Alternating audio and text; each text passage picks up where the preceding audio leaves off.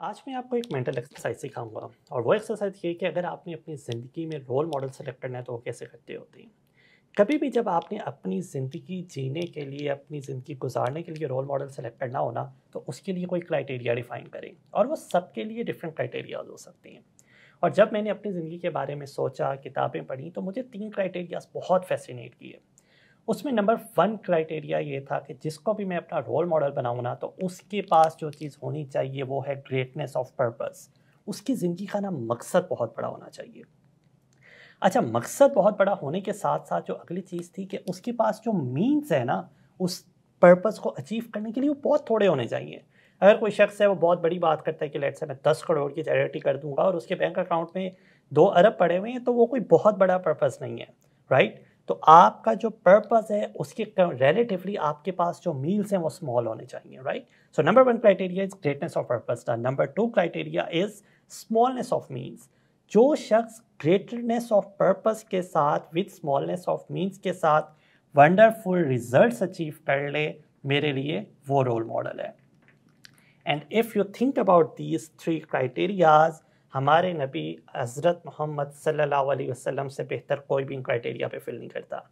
And मुझे इससे मक्की दौर का एक वाक़या याद आता है कि बहुत शुरू की बात है, जब अल्लाह के नबी ने इस तौहीद का पैगाम देना शुरू किया, इस्लाम की दावत देना शुरू की, तो हज का मौका था, राइट? तो फिर मक्का के अंदर दूर दूर से हाजी आए हुए थे और एक जो रावी हैं वो हदीस नरेट करते हैं कि अल्लाह के नबी एक एक खेमे के अंदर जाते हैं।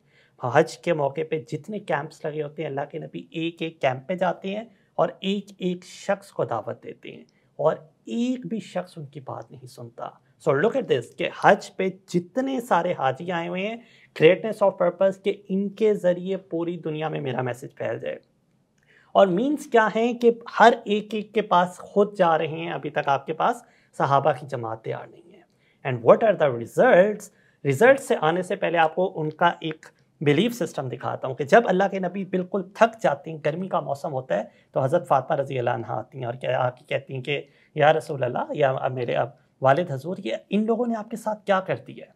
और वहाँ पर अल्लाह के नबी एक स्टेटमेंट कहते हैं कि फ़ातिमा डोंट वरी, जिसका मफ़हूम ये है कि ये जो मेरा मैसेज है ना, ये पूरी दुनिया के हर कच्चे पक्के मकान तक पहुँचेगा। He is talking about the results. Yes, वो रिज़ल्ट फ़ौरन नहीं आए, बट उस रिज़ल्ट का आउटकम आज आप और मैं हैं, जो हम उनकी बातों को याद कर रहे हैं, हम उनकी लाइफ से इंस्पायर हो रहे हैं। सो अगर आपने अपनी ज़िंदगी में रोल मॉडल सेट करना है तो उसके लिए क्राइटेरिया डिफाइन करें। ट्रस्ट मी ऑन दिस, आप ये एक्सरसाइज करके देख लें।